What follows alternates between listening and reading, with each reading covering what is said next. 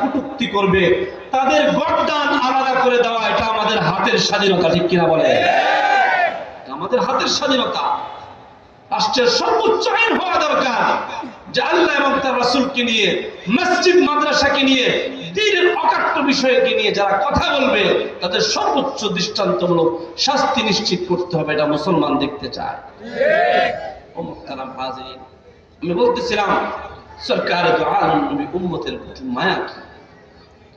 নবীজি ঈমানের কথা বলার কারণে নবীজিকে পাগল বলেছে, নবীজিকে জাদুকর বলেছে, নবীজিকে গালি দিয়েছে। শুধু গালি দিয়ে ক্ষান্ত থাকে নাই, পাথর নিক্ষেপ করেছে, নবীকে ঘর ছাড়া করেছে, বাড়ি ছাড়া করেছে।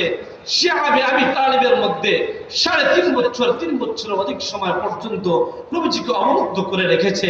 নবীজি সাল্লাল্লাহু আলাইহি ওয়াসাল্লাম তায়েফে গিয়েছেন, তায়েফে রক্তাক্ত হয়েছেন, নবী বদদুআ করেন নাই। নবীজি মদিনায় গেছেন, মদিনায় এরা পিছনে লেগে গেছে। নবীজি উহুদে দান মোবারক হারাইছেন, নবী বদদুআ করেন নাই। নবী ঘর ছাড়ছেন, এখন তো ওরা ঘর ছাড়ে জুলুমের কারণে, এখন তো ওরা পালায় থাকে জুলুম করার কারণে। নবী জুলুম করেন নাই, নবী অত্যাচার করেন নাই, নবী আমানতদার। কেমন আমানতদার? নবী হিজরত করে চলে যাবেন, আলীকে বিছানায় শোয়া গেলেন। আলী কাফেররা বিশ্বাস করে আমার কাছে আমানত রেখে গেছে, আমানতগুলো পৌঁছায়া দিও। নবী শেষ 2 রাকাত নামাজ, 2 রাকাত নামাজ। নবী যেখানে রাসূল হয়ে আসছেন, নবী সাইয়্যিদুল আম্বিয়া, নবী শেষ 2 রাকাত নামাজ পড়বেন, 2 রাকাত নামাজ পড়তে দেন নাই। নবী খানায় কাবায় সিজদা দিবেন, নবীর মাথার উপরে ওঠেন নাড়িগুলো চাপায়া দিছে। এই নবী আপনাকে আমাকে কি রকম ভালোবাসে, কি রকম মায়া করে, কি রকম মোহাব্বত করে। সরকারে দু আলম নবীজি সাল্লাল্লাহু আলাইহি ওয়াসাল্লাম হাদিসে পাকের মধ্যে বলতেছেন, ও আমার উম্মত শুনে নাও, প্রত্যেক নবীর দোয়া তো স্পেশালি কবুল হয়। প্রত্যেক নবীকে আল্লাহ পাক আরো একটা স্পেশাল দোয়া দিয়েছেন, যখনই করবেন তখনই দোয়া কবুল হয়ে যাবে। লিকুল্লি নবিয়্যিন দাওয়াতুন মুস্তাজাবাতুন, প্রত্যেক নবীর জন্য অকাট্য দলিল যুক্ত এমন দোয়া যে সাথে সাথেই কবুল হবে। নবী বলেন, আদম নবী দুনিয়া করছে, শীষ নবী দুনিয়া করছে, হযরত নূহ নবী দুনিয়া করছে, ইব্রাহিম খলিলুল্লাহ দুনিয়া করছে, মুসা কালিমুল্লাহ দুনিয়া করছে, ঈসা রূহুল্লাহ দুনিয়া করেছেন। যত নবী দুনিয়ায় আসছেন প্রত্যেকেই স্পেশাল দোয়াটা দুনিয়ায় করে ফেলেছেন। উম্মত তোর জন্য আমি দুনিয়ায় কাঁদছি, শুধু দুনিয়ায় কাঁদি নাই, স্পেশাল দোয়াটা তোর জন্য কিরকম রেখে দিছি শোন। কাল কিয়ামতের কঠিন ভয়াবহতার ওই সময়ে যখন প্রত্যেক মানুষ তার নিজেকে নিয়ে ফিকির করতে থাকবে, সূরা আবাসের আয়াত আছে, ইয়াউমা ইয়াফিরুল মারউ মিন আখি ওয়া উম্মিহি ওয়া আবি ওয়া সাহিবাতিহি ওয়া বানি লিকুল্লি ইমরিইন মিনহুম ইয়াউমাইযিন শা'নুন ইউগনি। প্রত্যেকে তার বাবার পরিচয় দিবে না, বাবা মা তার সন্তানের পরিচয় দিবে না, সন্তান তার বাবা মায়ের পরিচয় দিবে না, ভাই ভাইয়ের পরিচয় দিবে না, স্বামী স্ত্রীর পরিচয় দিবে না, বন্ধু বান্ধবের পরিচয় দিবে না। প্রত্যেকে নিজেকে নিয়ে ফিকির করতে থাকবে, নফসি নফসি করতে থাকবে। শুধু বান্দা নফসি নফসি করবে না, বান্দার আমলনামার অবস্থা এমন হবে প্রত্যেকেই কারো আমলনামার উপর নির্ভর করে, কারো পা পর্যন্ত, কারো টাকনু পর্যন্ত, কারো কোমর পর্যন্ত, কারো গলা পর্যন্ত, কারো মাথা পর্যন্ত ঘামের সাগরে নিমজ্জিত থাকবে। প্রত্যেকেই নফসি নফসি করতে থাকবে। আল্লাহর পয়গম্বর বলেন, শুধু বান্দারা নফসি নফসি করবে না, শুধু বান্দারা নফসি নফসি করবে না, প্রত্যেক নবীরা পর্যন্ত নফসি নফসি করতে থাকবে, নিজের ফিকির করতে থাকবে।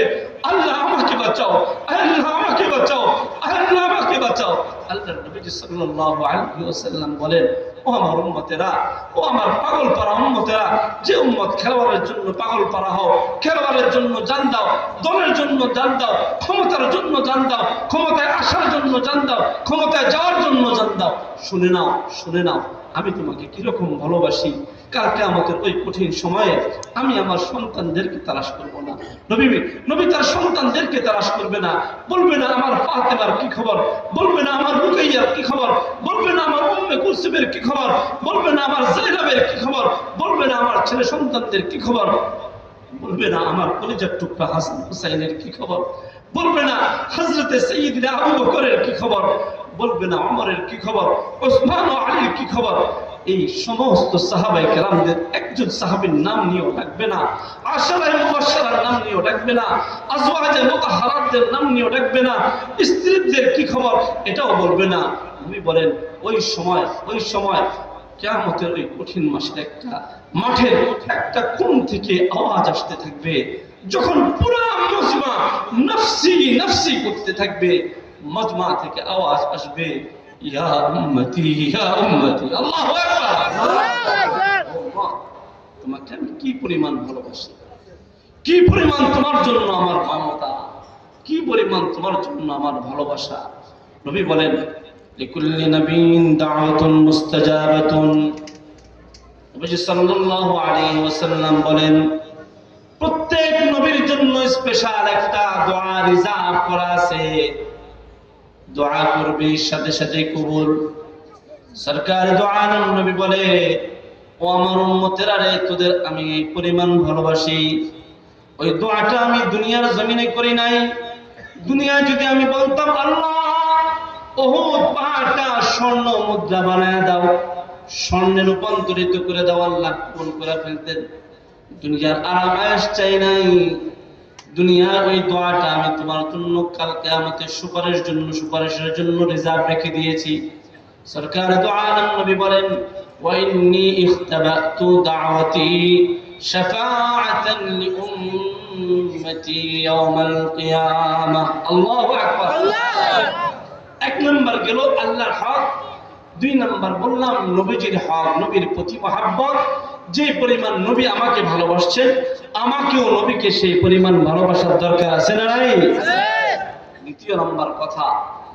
তৃতীয় নম্বর কথা হলো আয়াতে কারিমার মধ্যে আল্লাহ পাক যত জায়গায় নিজের হকের কথা বলেছেন, সাথে সাথেই আল্লাহ পাক দুনিয়ায় আমাকে আপনাকে যে মাধ্যমে পাঠিয়েছেন, ওই মাধ্যমের নাম হলো বাবা মা বাবার হকের কথা বলেছেন।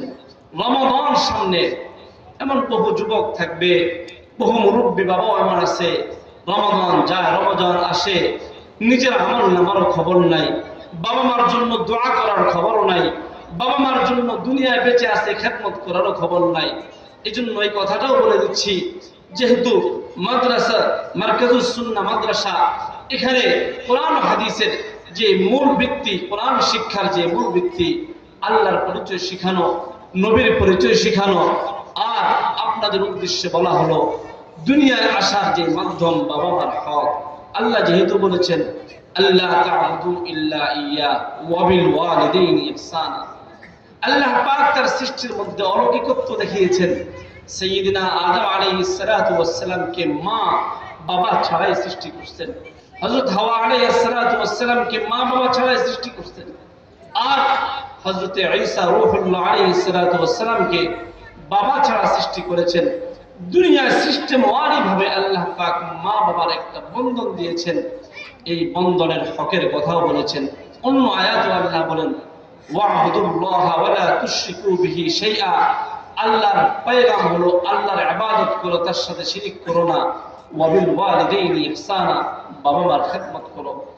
সন্তানের জন্য অবধারিত করে দিয়েছেন। কেন? আল্লাহর হাবিব সাল্লাল্লাহু আলাইহি ওয়াসাল্লাম হাদিসে পাকের মধ্যে বলেন قال رسول الله صلى الله عليه وسلم الجنة تحت أقدام الأمهات। দুনিয়ার সন্তানদেরকে দেখে নবী আমার বলেন তোমাদের মা বাবার, তোমাদের মায়ের বাবার পায়ের নিচে তোমাদের জান্নাত। দুনিয়ার হায়াতে কোনো বান্দা যদি আল্লাহর হকের ব্যাপারে সোচ্চার থাকে, নবীর হকের ব্যাপারে সোচ্চার থাকে, ওই সন্তানটা যেন বাবা মার হকের ব্যাপারেও সোচ্চার থাকে। কারণ দুনিয়ায় আল্লাহ পাক মা বাবার মায়া মোহাব্বত এই পরিমাণ সন্তানের জন্য দিয়েছেন। আল্লাহর হাবিব সাল্লাল্লাহু আলাইহি ওয়াসাল্লাম হাদিসের মধ্যে তো বলেছেন, আল্লাহ পাক কালামে হাকিমের অন্যত্র বলেন মা তোমাকে কষ্টের পর কষ্ট করে ধারণ করেছে। ওয়াসাইনাল ইনসানা বিওয়ালিদাইহি হুসনা হামালাতহু উম্মুহু কুরহা ওয়া ওয়াদাআতহু কুরহা। আল্লাহ পাক বলেন কষ্টের পর কষ্ট করে লালন করেছে। কেমন কষ্ট? যে সন্তান তার স্ত্রীকে মা হতে দেখে নাই, যে স্বামী তার স্ত্রীকে মা হতে দেখে নাই, ও হয়তো বুঝবে না মায়ের কষ্ট কত। অসহযোগকে দেখলে মায়ের গর্ভে যখন সন্তান এসে যায়, সন্তানের চেহারা দেখে না, কিন্তু এই সন্তানের প্রতি মায়ের মায়া জন্মায়া যায়, ঠিক কিনা বলেন? দেখে না এই সন্তানকে, কিন্তু মায়া। মায়ের গর্ভে সন্তানটা নড়াচড়া করে না, মার ঘুম হারাম হয়ে যায়। মা তার মার কাছে, নানির কাছে, শাশুড়ি মার কাছে গিয়ে বলে আমার সন্তানটা নড়াচড়া করে না, বাবার ঘুম হারাম হয়ে যায়। হাসপাতালে দৌড়ায়, আমার সন্তানটা নড়াচড়া করে না। চেহারা দেখে নাই, কালো না ধলো, কালো না সুন্দর, এটা দেখে নাই। বেটে না লম্বা, এটা দেখে নাই। জ্ঞানী না সে নির্বোধ, এটা দেখে নাই। সন্তানটা কি বিকলাঙ্গ না সুস্থ, এটা দেখে নাই। তারপরও সন্তানের প্রতি এত মায়া, এত মমতা। আল্লাহ পাক দুনিয়াতে আল্লাহর হকের পরে দুনিয়াতে মা বাবার হকটাকে সন্তানের জন্য অবধারিত করে দিয়েছেন। কেমন অবধারিত? নিজের হক যেখানে বলেছেন, এখানে বাবা মার হকের কথা বলেছেন। ওয়াবিল ওয়ালিদাইনি ইহসানা, বাবা মায়ের সাথে সদ্ব্যবহার, বাবা মায়ের সাথে নম্র ব্যবহার, বাবা মায়ের সাথে ভালো ব্যবহার, বাবা মায়ের খেদমতের জন্য আল্লাহ পাক বলেন। কেন বলেন? কারণ বাবার খেদমত করে, মায়ের খেদমত করে সন্তান আল্লাহ পাকের সাথে সম্পর্ক মজবুত করবে। বাবা মার সন্তুষ্টি আল্লাহর সন্তুষ্টি। সরকার দু আলম নবী অন্য হাদিসের মধ্যে বলেন, রিদল রাব্বি বিরিদল ওয়ালিদাইন, বাবা মায়ের সন্তুষ্ট আল্লাহ পাকের সন্তুষ্টির কারণ। মা সন্তানের জন্য এই পরিমাণ কষ্ট করে, এই পরিমাণ কষ্টের পর কষ্ট করে পেটে ধারণ করে। কত কষ্ট করে পেটে ধারণ করে, প্রসব বেদনার সময় তো কত মা দুনিয়ার আলো ছেড়ে দেয়। বাবার কাছে বিদায় নেয়, বান্ধবীদের কাছে বিদায় নেয়, মা তার মায়ের কাছ থেকে বিদায় নেয়। প্রসব বেদনার সময়ের কষ্ট, এই পরিমাণ কষ্ট। কোন মা যদি সন্তানকে দুনিয়ায় প্রসব দিতে গিয়ে দুনিয়া ছেড়ে চলে যায়, আল্লাহর হাবিব সাল্লাল্লাহু আলাইহি ওয়াসাল্লাম বলেন, এই যে মা দুনিয়া ছেড়ে চলে গেল, এই মাটা হুকমান শহীদ, বলুন সুবহানাল্লাহ। সন্তানদের জন্য বাবা মায়ের খেদমত করাটা অত্যাবশ্যকীয় করে দিয়েছেন। কারণ মা দুনিয়ায় সন্তানের প্রতি এত মায়া, এত মমতা। মা তার লজ্জা শরম সব ছেড়ে দিয়ে সব পরিবারের সদস্য খাবার খেতে বসছে, সন্তানটা প্রস্রাব করে দিয়েছে, পায়খানা করে দিয়েছে, সকলের নাক সিটকা উঠে চলে গেছে। মা নিন্দা করে নাই, মা ঘৃণা করে নাই, জড়ায় গিয়া সন্তানটাকে ধরছে, নিজের হাতে সাফ করছে। সরকার দু আলম নবী বলে, মা সন্তানের প্রতি এত মায়া, মা সন্তানের প্রতি এত মায়া। দুনিয়ার জমিনে কোন বাবার ঔরসের সন্তান বাবা মায়ের জীবদ্দশায় যদি মারা যায়, মাকে গোরস্থানে যাওয়া, আল্লাহর হাবিব বলেন, আল্লাহর বিধান মা গোরস্থানে যাওয়া হারাম। মাকে গোরস্থানে যাওয়াকে আল্লাহ পাক হারাম করে দিয়েছেন। কারণ দুনিয়ার কোন মা সন্তানের প্রতি এত মায়া, এত মমতা, দুনিয়ার কোন মা এই সাহসী রাখে না। মা সন্তানকে দাফন করবে, বাবা সন্তানকে দাফন করে কবরে মাটি চাপা দিয়ে উঠে যেতে পারবে। মায়ের মমতা এত বেশি মায়ের মমতা যে মা সন্তানটাকে দাফন করে কবর থেকে উঠতে পারবে না। মা নিজে কবরে চলে যাওয়ার জন্য প্রস্তুত হয়ে যাবে, ঠিক কিনা বলেন?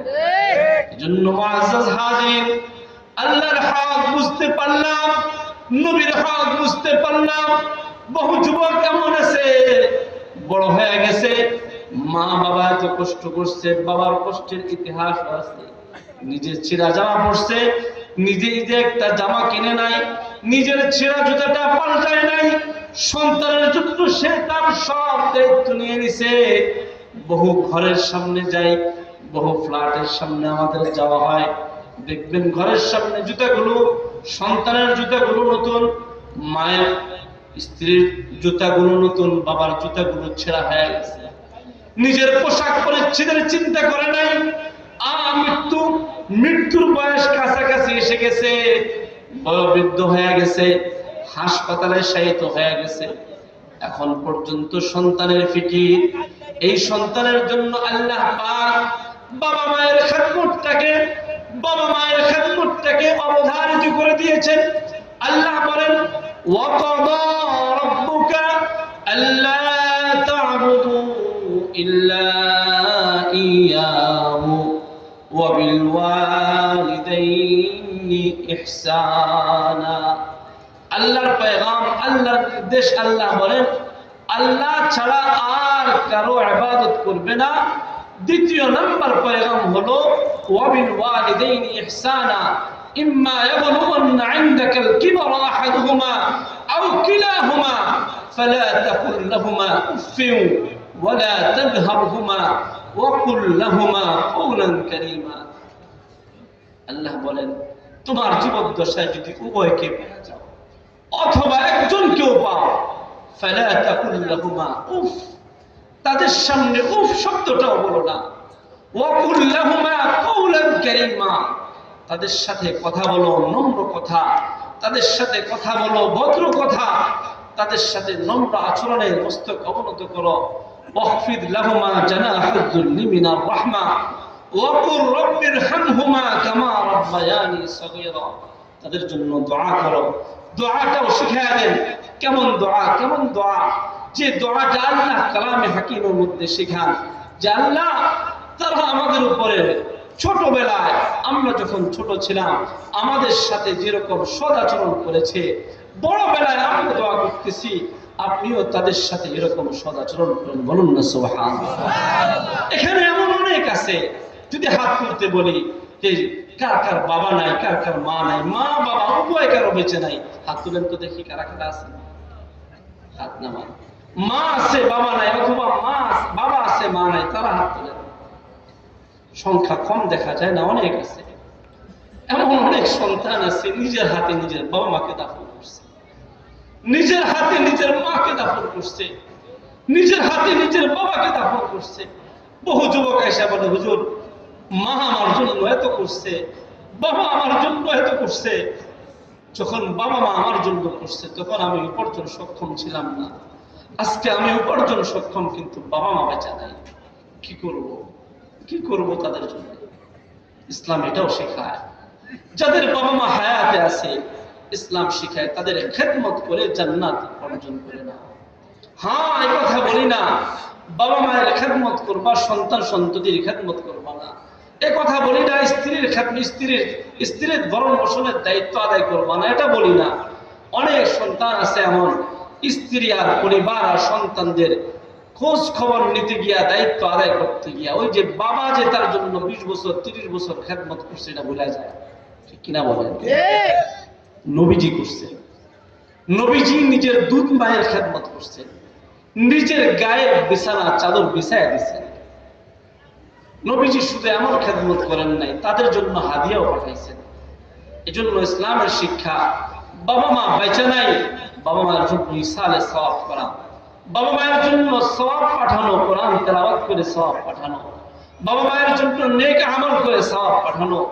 এই কথাগুলো এজন্য বলি, বহু উদাসীন সন্তান আছে, বহু উদাসীন সন্তান আছে, নিজের দুনিয়ার সব কিছু হয়ে গেছে কিন্তু বাবা থাকে এখনো ঘুরে ঘরে, নিজে ফ্ল্যাটে থাকে, নিজে ঢাকায় আলিশান জীবন যাপন করে, বাবা মা এখনো দুনিয়াতে বুড়াবুড়ি এখনো রাখালের মতো, ফকিরের মতো আর মিসকিনের মতো জীবন যাপন করে, ঠিক কিনা বলেন? এই সন্তানের এই অট্টালিকা দিয়ে, এই প্রাচুর্যতা দিয়ে কি ফায়দা যদি বাবা মায়ের এই আরাম আয়েশ দেখে না যেতে পারে, ভোগ করে না যেতে পারে। এই জন্য মুহতারাম হাজরিন, মুহতারাম আলোচক চলে আসছেন আমাদের অত্যন্ত শ্রদ্ধাভাজন ওস্তাদ সমতুল্য আমাদের আজকের মাহফিলের প্রধান আলোচক মুফতি আবু সাইদ আহমদ সাহেব আমাদের মাঝে এসে উপস্থিত হয়ে গেছেন। আমি যে কথাগুলো আপনাদের সামনে উপস্থাপন করেছি, 1 নম্বর কথা ছিল আল্লাহর হকের ব্যাপারে, আল্লাহর হকের ব্যাপারে কোনো রকম আপোষ নাই, আল্লাহর সাথে কোনো রকম শিরিক করা যাবে না। 2 নম্বর কথা ছিল আমার পয়গম্বর যিনি সাইয়্যিদুল আম্বিয়া, তার ইজ্জতের প্রশ্নে কোনো প্রদান করা যাবে না। তার সম্মানের জন্য, তার ইজ্জতের জন্য যদি জীবন উৎসর্গ করতে হয়, রাজি আছেন না মুসলমান ইনশাআল্লাহ? কারা কারা রাজি আছেন? দোয়া করে আল্লাহকে দেখান, আল্লাহু আকবার। 3 নম্বর কথা হলো যাদের মাধ্যমে দুনিয়ায় আসছি, সরকার দোয়া নবী বলে ওয়া ইন যালামা, মা বাবা যদি জালেম হয়, মা বাবা যদি কাফেরও হয়, যদি শিরিকের কোনো আদেশ না করে, যদি আল্লাহর সাথে শিরিকের কোনো আদেশ না করে, ইসলামের বহির্ভূত কোনো আদেশ না করে, বাবা মায়ের সাথে তখনও সব নম্র ব্যবহার করতে হবে। যদি জালেমও হয়, যদি কাফেরও হয়, মুসলমানের বহু সন্তান এমন আছে যে নিজেকে বড় দিনদার মনে করে, কিন্তু বাবা মার সাথে কোনো সম্পর্ক নাই। আছে না এমন যুবক? আজকের এই মাহফিল যেন তাওবা ইস্তেগফারের কারণ হয়। মায়ের এক ফোঁটা দুধের দাম কোনো সন্তানের দেওয়ার কোনো সমর্থ নাই। ওই যে গায়ক বলছে না, গায়ের চামড়া পিছাইয়া দিলেও সমর্থ নেই। এই জন্য তিনটা কথা আপনাদের সমীপে রমাদান মুবারকের পূর্বে রেখে গেলাম। আল্লাহ ইজ্জতের প্রশ্নে, নবীর ইজ্জতের প্রশ্নে তৃতীয় নম্বর কথা হলো বাবা মায়ের খেদমত। পাশাপাশি যে সমস্ত বাবা মা আছেন তাদেরকেও বলছি, আপনাদের হক আছে সন্তানকে দিনদার বানানো। সন্তানকে দিনদার বানানো এমন জরুরি, সন্তানকে দিনদার না বানালে আপনার জন্য ভয়ের কারণ। এই যে বাবা মায়ের খেদমতের কথা বলেছি, বাবা মায়ের খেদমতের কথা এমন বলেছি, বহু সন্তানের বাবা মা এমন আছে সন্তানের ফিকির করতে করতে গিয়ে নিজের দিন দুনিয়া সব চলে যায়।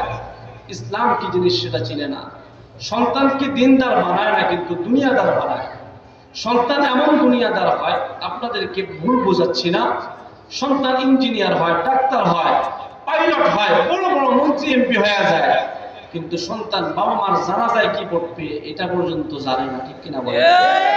আমাদের দেশের এই নেতারা যখন জানাজার নামাজ পড়ে না, দৃশ্যগুলো দেখবেন, ভিডিও ফুটেজ দেখবেন আর ফটো দেখবেন, কেউ হাত বাঁধে না, কেউ হাত ছেড়া দেয়, কেউ কই বাঁধবো জানে না, এদিক তাকায় ওদিক তাকায়। দেখছেন এমন দৃশ্য? সন্তান যেন আপনার স্বার্থে বলছে, আপনার স্বার্থে এই কথাটাও যুক্ত করে দেয়, সন্তান যেন আপনার কবরে যায় ইসলামের সওয়াব করতে পারে এমন উপযুক্ত বানানোর জন্য মার্কাতুস সুন্নাহ মাদ্রাসা সহিহ শুদ্ধভাবে সূরা ফাতিহা পড়ে পাঠাতে পারে, সূরা ইখলাস পড়ে পাঠাতে পারে। সন্তানকে এতটুকু দ্বীন শিক্ষা দেওয়া ফরজ। ঠিক কিনা বলেন? আপনার স্বার্থে আপনি যদি সন্তানকে বদ্দিন বানায়া যান, আর সে যদি কবরের সামনে গিয়া সব ভুলভাল পড়ে, ফেরেশতারা আযাব দিব, কেউ কি সন্তান দেখা গেছে, এ তো সূরা ফাতিহা পড়তে পারে। ঠিক কিনা বলেন? আরেক কথা বলি, সন্তানকে দুনিয়া দিয়া ভরপুর করার জন্য দিন থেকে এত বিমুখ হয়, ফরজ ইবাদত করা থেকে দূরে সরে থাকে, নামাজ পড়ে না, রোজা রাখে না, হজ করে না। একটা অভিজ্ঞতা বলতেছি, একবারে প্রমাণিত সত্য, আমার নিজের কাছে আলোচনা আসছে, সেটা বলতেছি। হজ ফরজ হয়েছে, কোটি কোটি টাকার মালিক, হজ করে না, ব্যবসায়ী, সন্তান দেখা গেছে 5-6 জন। হজ ফরজ হয়েছে, মারা গেছে লোক। এখন প্রত্যেকটা সন্তানই গাড়ির মালিক, বাড়ির মালিক, মার্কেটের মালিক। তো সন্তানদেরকে বললাম, কি ব্যাপার, বাবা হজ করেন না? তো হুজুর আমরা সবাই মিলে বসছি, কোনো ভাই রাজি হয় না। কথা বুঝতে পারতেছেন? যে সম্পদ আপনি সন্তানের জন্য মাথার গায়ে পায়ে ফেলে রেখে গেছেন, ওই সন্তান আপনার বর্তমানে আপনার ফরজ হজটা আদায় করবে, যেটা ওসিয়ত করে গেছে বাবা, সে ফরজ হজটাও আদায় করতেছে না বাবার সন্তান, অথচ সব সন্তানের জন্য বাবা রেখে গেছে। এজন্য সন্তানকে দিনদার বানানো, আল্লাহর প্রশ্নে, নবীর প্রশ্নে আপোষহীন থাকা। বাবা মাদেরকে বলছি সন্তানদেরকে দিনদার বানান, সন্তানদেরকে বলছি বাবা মার হকের ব্যাপারে সোচ্চার থাকেন। তাহলে এই সমাজ ব্যবস্থা, রাষ্ট্র ব্যবস্থা, দ্বীনি ব্যবস্থা কায়েম হবে। কথা বলেন ঠিক না বেঠিক? আল্লাহ পাক রব্বুল আলামিন এই মাহফিলকে কবুল করুন, এই মাদ্রাসাকে কবুল করুন, আজকে আপনাদের একত্রিত হওয়াকে কবুল করুন, বলুন আমিন। ওয়া আখিরু দাওয়ানা আনিল হামদুলিল্লাহি রাব্বিল আলামিন। আসসালামু আলাইকুম ওয়া রাহমাতুল্লাহি ওয়া বারাকাতুহু।